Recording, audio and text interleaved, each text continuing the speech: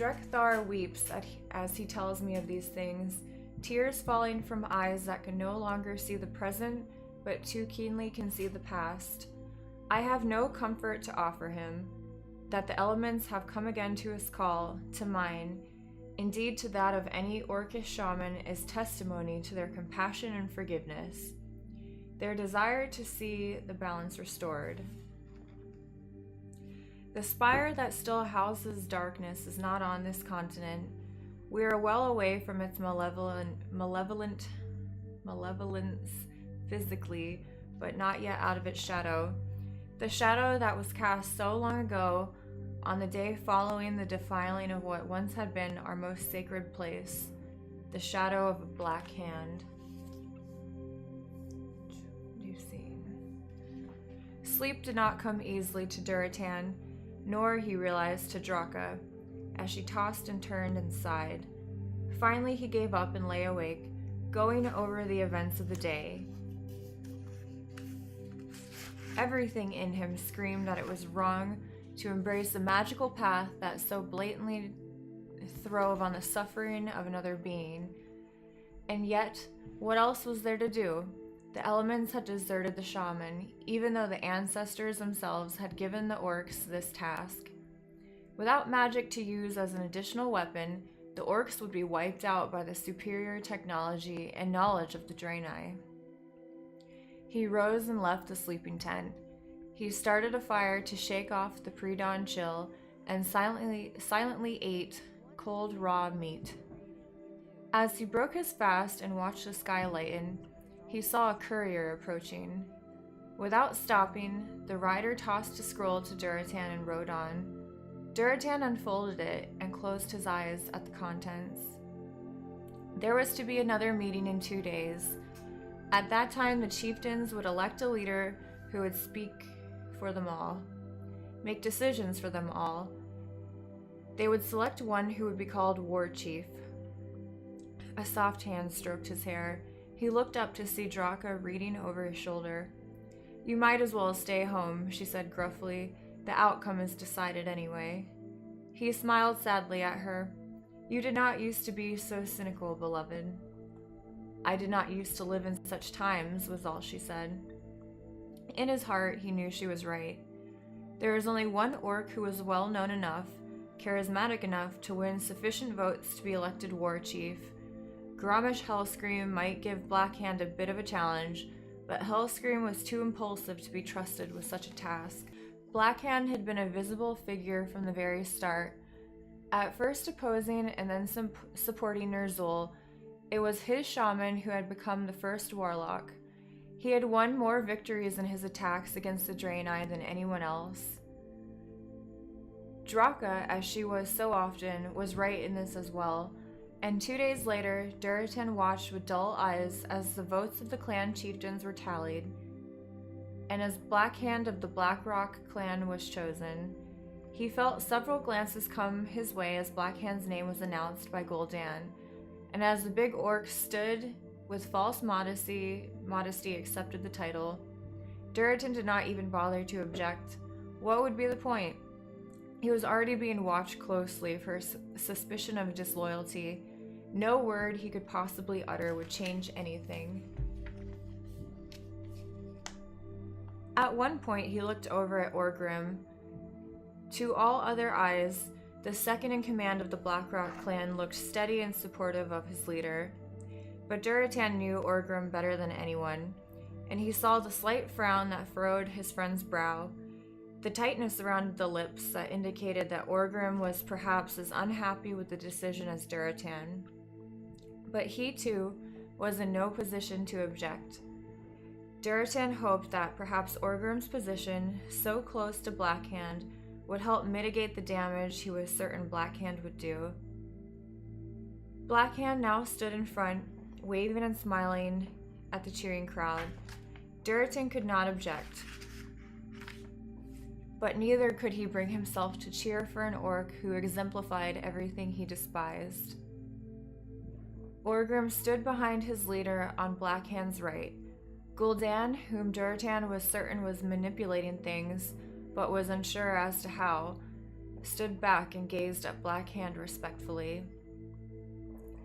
"My orcish brothers and sisters," Black Hand cried, "you honor me. I will prove a worthy war chief of this vast sea of noble warriors. Day by day, we improve our weapons and our armor, and now we reject the unpredictable elements and embrace true power, power that our warlocks control and wield without groveling or scraping to anyone or anything.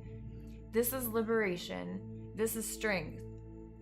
We are of one purpose, one clear focus. We will wipe the Draenei from our lands. They will be unable to resist this tide of warriors and warlocks, this sweeping horde. We are their worst nightmare. To battle." He lifted his arms and shouted, "For the horde." And thousands of impassioned voices cried, "For the horde! For the horde! For the horde!"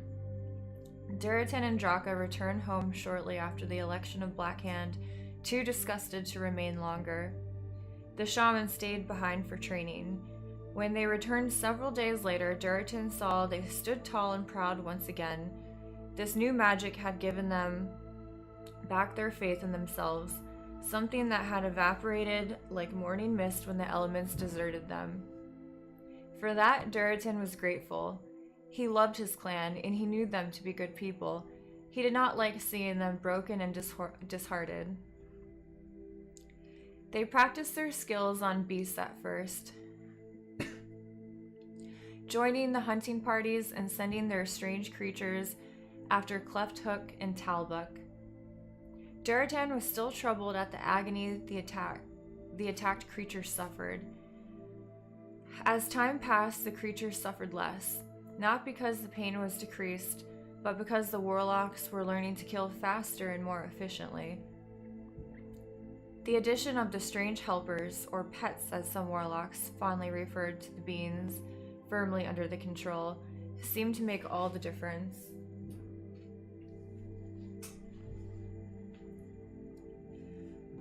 Blackhand seemed to enjoy his newfound position. Scrolls came almost daily from couriers whose wolves and whose selves seemed to wear more ornate adornment each time they rode into camp. Durotan had to admit that knowing what was going on with the other clans was useful information. But one day, someone other than the courier came into the encampment. Durotan recognized the raiment. The approaching orc, mounted on a wolf with a particularly glossy black cloak, was one of Black Hand's personal warlocks, Kirkul. He hated his wolf. He halted his wolf, dismounted and bowed before Durotan. "Chieftain, a word with you from the war chief," he said in a surprisingly pleasant voice. Durotan nodded and motioned that the warlock walk with him. They strode until he felt certain they would not be overheard.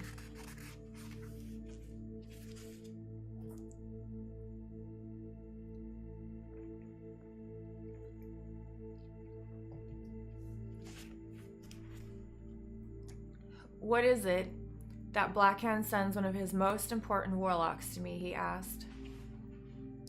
Kirkul smiled around his tusks. "I am writing to all the clans," he said, clearly intending for Durotan to be put in his place. The Frost Wolves were not being particularly honored, it would seem. Durotan grunted and folded his arms across his chest, waiting. "The most important factor in our eventual and glorious victory over the Draenei is numbers," Kirkul continued. They are few, we are many, but we need to be more." "So what is it that Blackhand wishes?" growled Durotan. "Shall we leave off fighting for mating?" Kirkul did not blink. "Not leave off fighting, but yes. Encourage your warriors to procreate. You will receive accolades for each child that is born to your clan. That will help. But unfortunately, we need more warriors right now, not 6 years from now." Durotan stared stunned. He had meant the comment as a crude joke, but what was going on? "Children begin training at age 6, Kirkul continued. They are strong enough to fight at age 12. Summon all your younglings." "I do not understand," Durotan said. "Summon them for what?" Kirkul sighed as if Duratan were a foolish child. I have the ability to accentuate their growth, he said. We will push them forward a bit. If we take all the children that are between 6 and 12 now and age them to 12, we will increase the numbers of warriors on the field by almost 50%. Duratan could not believe what he was hearing. Absolutely not. I'm afraid it's not a choice, it is an order. Any clan who refuses will be branded a traitor to the Horde. The clan will be exiled and their leader and his mate executed. Duratan stared, stunned. Kirkul handed him a scroll. He read it, shaking with anger, and saw that the warlock had spoken truly. He and Draka would be put to death, and the Frostwolf clan exiled. You would rob them of their childhood then, he said stonily. For their future, yes. I will drain a little of their lives, only 6 years worth, but they will come to no harm. The Blackrock children certainly didn't. Blackhand insisted his own 3 young ones be the first to be so honored. And in return, they would be able to fight for the glory of the Horde now, when they can make a difference. Duratan was not in the least surprised that Blackhand had permitted this to be done to his children. For the first time, Duratan was grateful that there were so few children in his clan. There were only 5 of them, older than 6 and younger than 12. He again read the missive, feeling furious and sickened at the same time. These children ought to be able to simply be children. The warlock waited calmly. Finally, Duratan said in a voice he made deliberately harsh to hide his pain, "Do what you must." "For the Horde," said Kirkul. Duratan did not reply. What happened next was barbaric. Duratan forced himself to remain impassive while Kirkul cast a spell on the 5 Frostwolf children. They writhed in pain, screaming and flailing on the earth as bones were stretched, as skin and muscle burst into unnatural growth. A sickly green line linked the children to the warlock, as if he was sucking the very life out of them. The expression on Kirkul's face was ecstatic. If the children were suffering, he most definitely was not. For an awful moment, Duratan feared the warlock would not stop at age 12, but would continue draining life from the children until they were shriveled and ancient. But thankfully, Kirkul did stop. The young orcs, children no longer, lay where they had dropped the instant the draining had begun. For long moments they could not be roused, and when they did, they wept, softly, breathily, as if they had no strength left for anything else. They forgot a word. Duratan turned towards the warlock. "You have done what you have come for. Get out." Kirkul looked offended. Chieftain Duratan seized him by the front of his scarlet robe. Fear flickered across the other orc's face. "Get out now." Duratan shoved hard and Kirkul stumbled backwards, almost falling. He glowered at Duratan. "Blackhand will not be pleased to hear this," Kirkul growled. Duratan did not dare speak. If any other words came from his mouth, he knew they would doom his clan. Instead, he turned away, shaking with rage, and went to the children, who were children no longer. For some time after that, nothing was asked of the Frostwolf clan save more intensive training and reporting back on that training. And Duratan was both relieved and apprehensive. Somehow he knew that when Blackhand and Gul'dan chose to notice him, the task they would set for him would be a difficult one. He would not be disappointed. Duratan was looking at a new pattern for armor the smith had just drawn up when the wolf rider loped into the Frostwolf encampment. Without breaking stride, the rider tossed Duratan a parchment, wheeled his mount around, and departed. Duratan unrolled it and began to read, his eyes widening. He looked up quickly at the departing figure of the rider.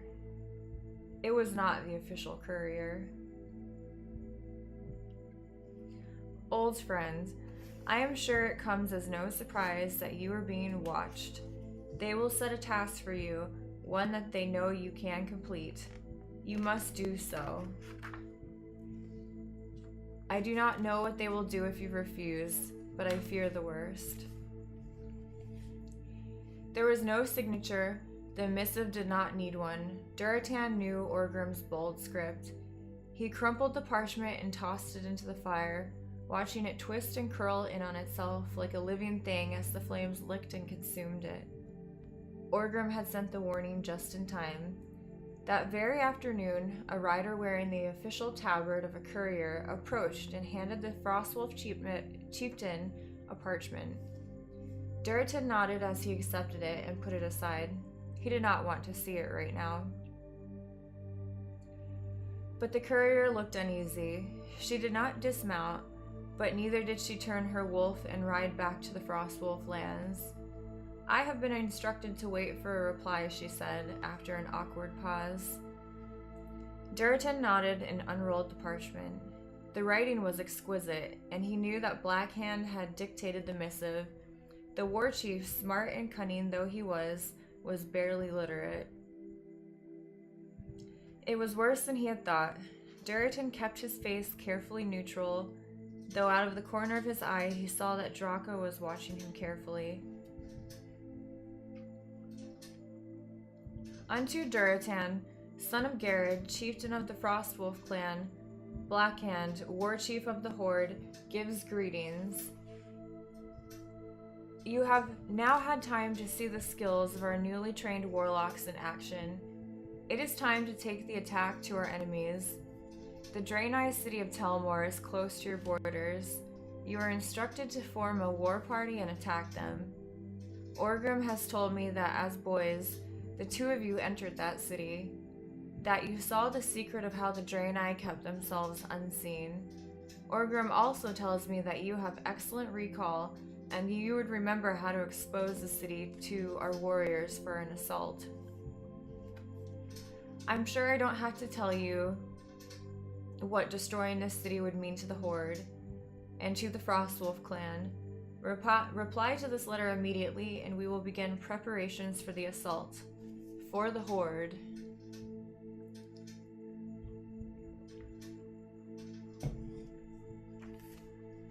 The signature was an imprint of Blackhand's right hand, stained with ink. Duratan was furious. How could Orgrim have revealed this information? Did he truly follow Blackhand after all? That he'd tell the war chief of this incident, and so put Duratan on the spot? The anger ebbed as he realized that the information to which Blackhand referred, their visit there as boys, the way the city was hidden, Duratan's almost uncanny memory, these were things that could have been dropped in conversation at any point over the last few years.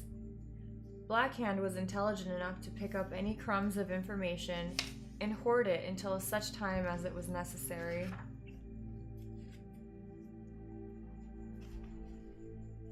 Duratan thought about lying, about claiming that he could not recall the words by which Restylon had dispelled the illusion that kept the Draenei city safe and hidden from the eyes of the ogres, and now the eyes of the orcs.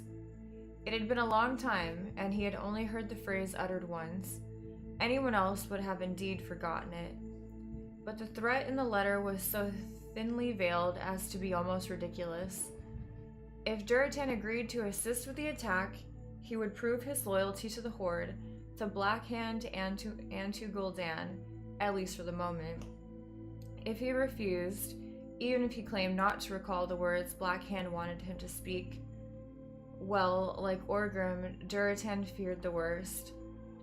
The courier was waiting. Duratan made the only decision he could make. He looked up at the courier, his face impassive. I will do as the war chief bids, of course, for the Horde. The courier looked both relieved and a little surprised. The war chief will be pleased to hear this. I am instructed to give you the following." She reached into her leather backpack and retrieved a small sack, which she handed to Duratan. "Your warriors and your warlocks will need to train with these." Duratan nodded. He knew what they were. The Heart of Fury and the brilliant star that he had ordered taken off Valen. These stones were perhaps the only things that had spared him once before when he had incurred Ner'zhul's anger. Now he would use them against the very people he had taken them from. "The war chief will contact you soon," the courier said, inclined her head and turned her wolf. Duratan watched her go. Draka stepped quietly beside him.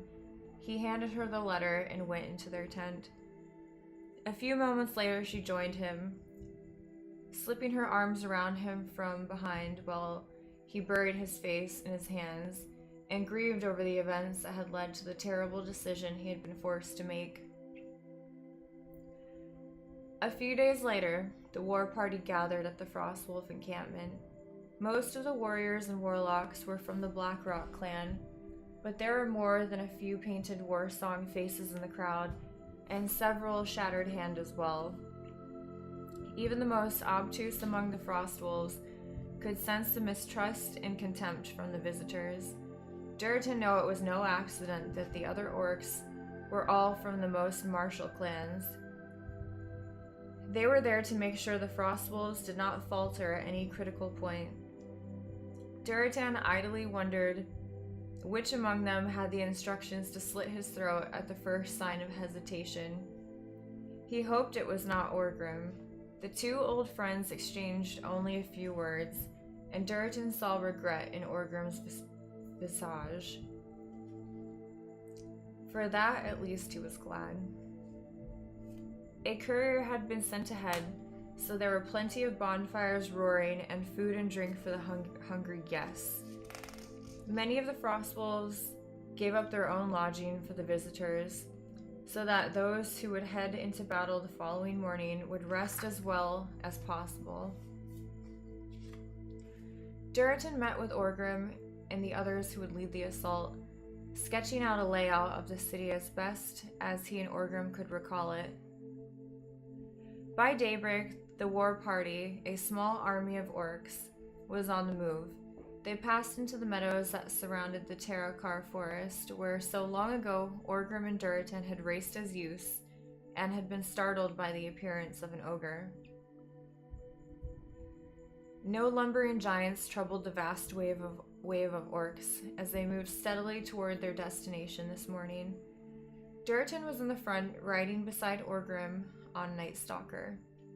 They were silent, but Duratan did not miss the fact that Orgrim's gray eyes lingered on the site where the two boys had been rescued by Draenei warriors.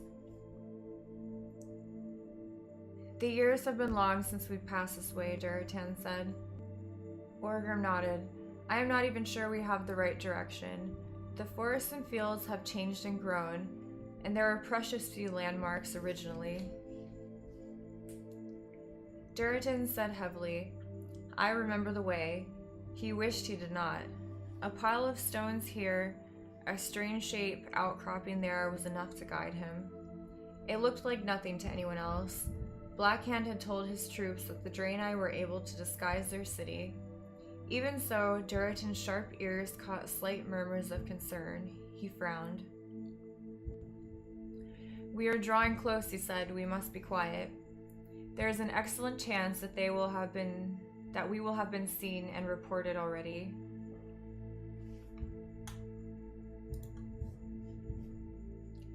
The war party grew silent then. With a few gestures, Orgrim dispatched some of his outriders to scout the area. Duratan's mind went back to that twilight when he too was worried about where they were going and what the Draenei had planned for him. He brought his wolf to a halt and dismounted. Night Stalker shook his head and scratched his ears absently. It was here, or close to here. Duratan felt a desperate hope that perhaps the Draenei remembered that they had exposed their secret to him. but they had changed the hiding place of their magical stone upon which their protection depended. There is no telltale rock beneath which the green gem was secreted. Duratan's memory would have no aid in uncovering it. He concentrated, walking slowly, hearing the jangling of tack and the soft clinking of armor as the others watched and waited. He closed his eyes to aid his concentration, saw again Restalan kneeling on the ground, moving aside leaves and pine needles to uncover. Duratan opened his eyes and moved a few steps to his left. He said a quick prayer to the ancestors. Whether it was asking for help in finding the stone or not finding it, he was not certain. Mailed hands reached down and brushed away layers of detritus and then touched something cool and hard. There is no turning back now. Duratan closed his fingers around the gem and picked it up. Even in his distraught state of mind, he could sense the stone emanating a comforting energy. It nestled in his palm as if it belonged there. Duratan ran his left index finger over it, drawing out this moment before everything would change irrevocably. "You found it," breathed Orgrim, who had silently stepped up to his friend. Duratan was overcome with emotion and could not speak for a moment. He merely nodded, then tore his gaze from the beautiful, pulsating stone and looked up at the awestruck faces gazing at the treasure he had. Orgrim nodded briskly. "Get into position," he said. "We have been fortunate that there has been no advanced warning." The stone was so calming to hold, Duratan wanted nothing better than to simply stand and look into its depths. But he knew that he had already made his choice. He took a deep breath and spoke the words that Restalan had spoken so long ago in this same place. Kayla men Samir Soleil Lame Kal. He wanted to believe that his thick Orcish accent would not activate the stone, that he was able to fulfill his obligation to his people without storming a small city full of civilians. But apparently the words were understood by whatever force controlled the green gem. The illusion was already dissipating, the trees and boulders shimmering into insubstantiality, and before the Orcish war party a wide paved road stretched as if in invitation. They needed no urging. The glorious city of the Draenei lay before them, and with cries torn from over 100 throats, the orcs descended upon it.